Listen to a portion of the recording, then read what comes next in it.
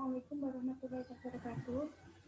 Jumpa lagi dengan saya Dini Irawati dari Fakultas Ekonomi Politik Akuntansi.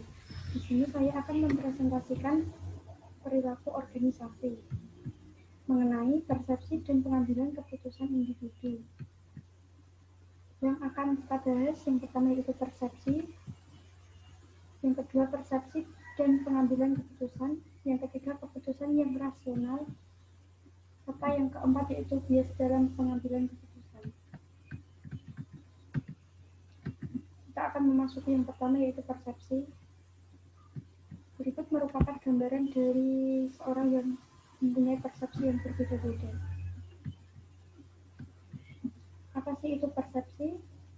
Saya akan menjelaskan tentang persepsi terlebih dulu. Persepsi adalah sebuah proses di mana individu mengatur dan menginterpretasikan kesan-kesan sensoris mereka guna memberikan arti bagi lingkungan mereka. Apa yang kita nilai bisa jadi berbeda secara substansial dengan realitas objek. Persepsi penting bagi perilaku organisasi, karena perilaku orang-orang didasarkan pada persepsi mereka tentang apa realita yang ada, bukan mengenai realita itu sendiri. Apa sih faktor-faktor yang mempengaruhi persepsi? Yang pertama yaitu faktor situasi, meliputi waktu, latar kerja, serta latar sosial. Yang kedua yaitu faktor interperceiver. Yang pertama meliputi sikap, motivasi, interest, experience, dan ekspektasi.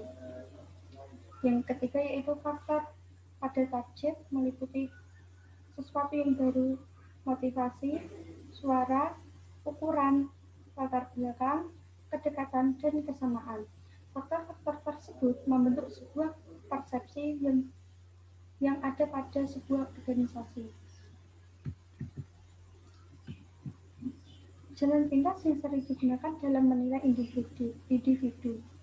Apa sih itu? Yang pertama, persepsi selektif. Artinya menginterpretasikan secara selektif apa yang dilihat seseorang berdasarkan minat, latar belakang, pengalaman, dan sikap seseorang. Berikut merupakan contoh gambaran yang nyata yang terjadi di sebuah tempat pembelian bensin. Misalnya penjual bensin mengatakan, dari nol ya mas, itu artinya penjual bensin itu menawarkan apakah pengisian bahan bakar tersebut dimulai dari nol, tetapi si pembeli menangkapnya itu penjual bensin menanyakan dari mana pembeli itu berasal. Kedua kasus tersebut menimbulkan persepsi atau penangkapan yang berbeda-beda antara penjual dengan pembeli. Yang kedua yaitu efek halo, artinya membuat sebuah gambaran umum tentang seorang individu berdasarkan sebuah karakteristik. Karakteristik dalam diri individu seseorang itu pastinya berbeda-beda. Yang selanjutnya yaitu proyeksi. Mengandung arti menghubungkan karakteristik diri sendiri dengan organisasi lain. Serta selanjutnya yaitu pembentukan stereotip. Menilai seseorang berdasarkan persepsi tentang kelompok di mana ia tergabung.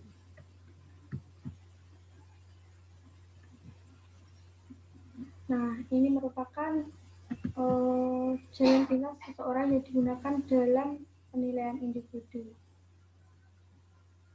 Gambaran ini menunjukkan seseorang yang serba salah di mata orang lain. Selanjutnya itu kita akan bahas hubungan persepsi dengan pembuatan keputusan individual. Yang pertama yaitu masalah. Tentu tidak asing lagi dalam sebuah organisasi tentunya pasti ada sebuah masalah. Masalah itu timbul dari berbagai faktor. Sebenarnya apa sih masalah itu? Masalah adalah ketidaksesuaian antara keadaan saat ini dengan keadaan yang diinginkan.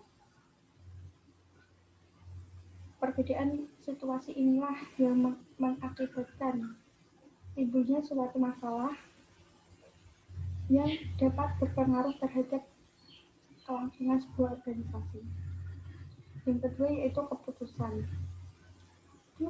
keputusan hanya diambil oleh manajerial, tetapi sekarang keputusan dapat diambil secara individu. Artinya keputusan sendiri memiliki arti pilihan-pilihan yang dibuat dari dua alternatif atau lebih. Persepsi dari pengambilan keputusan tersebut akan menghasilkan suatu hasil dalam sebuah organisasi.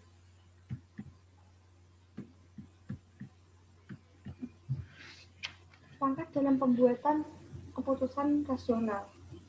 Keputusan rasional sendiri memiliki arti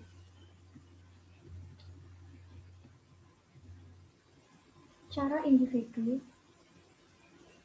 atau karakteristik dengan pengambilan pilihan konsisten, memaksimalkan nilai dalam batasan-batasan spesifik. Sebuah model pengambilan keputusan yang menjelaskan bagaimana individu seharusnya berperilaku untuk memaksimalkan nilai. Cara-caranya yaitu dengan cara mendefinisikan masalah, yang kedua mengidentifikasikan kriteria keputusan, yang ketiga menimbang kriteria tersebut, yang keempat mengembangkan alternatif, serta yang kelima adalah mengevaluasi alternatif-alternatif yang ada, dan yang keenam yaitu memilih alternatif tersebut.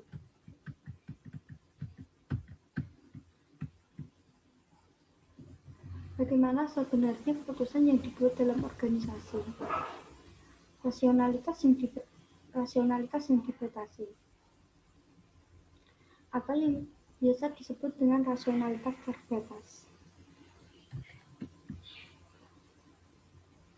Memiliki arti membuat keputusan dengan membuat berbagai model sederhana yang menggali fitur dasar dari masalah tanpa mendapatkan semua kerumitannya. Artinya, sebuah proses pengambilan keputusan dengan menggunakan model yang sederhana untuk mengeluarkan fitur-fitur esensial dari masalah tanpa menangkap semua kompleksitasnya. Dan selanjutnya yaitu intuisi. Intuisi memiliki arti pembuatan keputusan yang intuitif adalah sebuah proses tidak sadar sebagai hasil dari pengalaman yang disaring. Sebuah proses tanpa sadar yang diciptakan dari pengalaman yang diperoleh.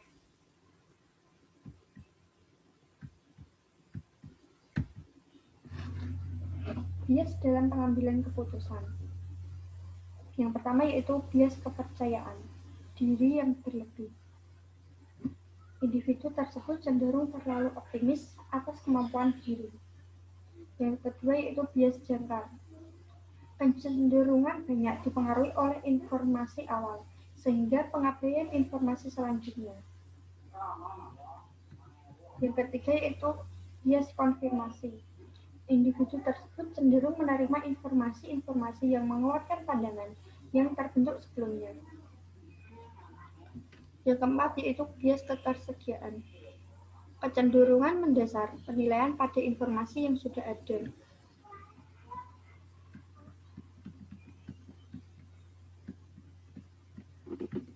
Selanjutnya yaitu bias representatif.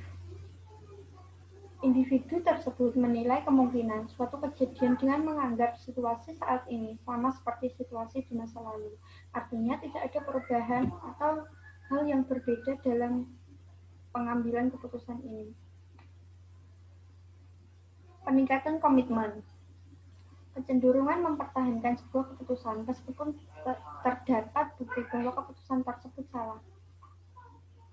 Ini biasanya itu kayak terlalu mempertahankan keputusannya gitu ya. Kesalahan yang tidak disengaja. Kecenderungan untuk percaya bahwa kita bisa memprediksi hasil dari peristiwa yang tidak sengaja atau takhayul. Selanjutnya yaitu kutukan pemenang. Keputusan yang lahir dari tawar-menawar yang kurang rasional. Serta selanjutnya yaitu bias peninjauan kembali. Kecenderungan pura-pura yakin telah memprediksi sebuah hasil setelah itu terjadi.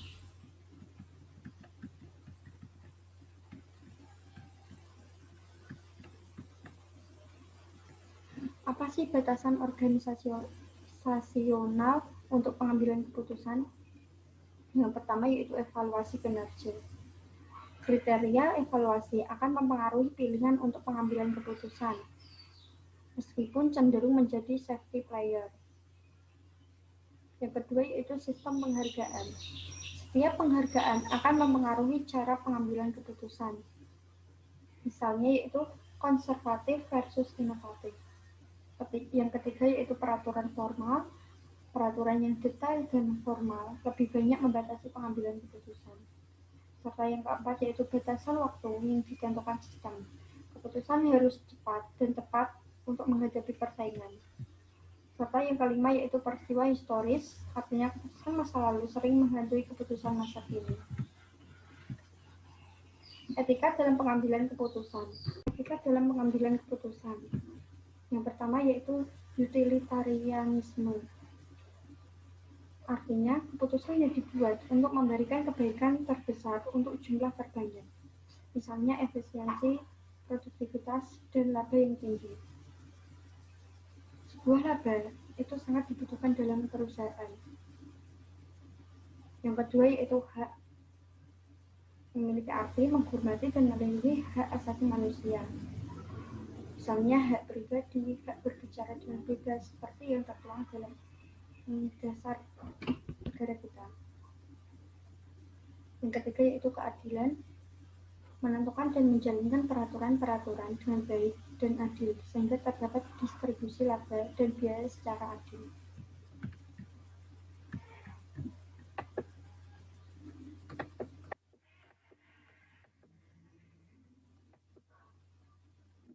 Bagaimana cara memperbaiki keputusan manajer? 1. Menganalisis situasi. Keputusan disesuaikan dengan kultur organisasi bangsa. Yang kedua yaitu waspada terhadap bias dengan cara fokus pada tujuan, cari informasi yang melemahkan keyakinan kita. Yang ketiga, jangan mengartikan peristiwa yang tidak disengaja dan perbanyak pilihan. Selanjutnya yaitu kombinasi analisis rasional dengan intuisi. Berusaha meningkatkan kreativitas yaitu dengan cara-cara baru dalam menyelesaikan masalah.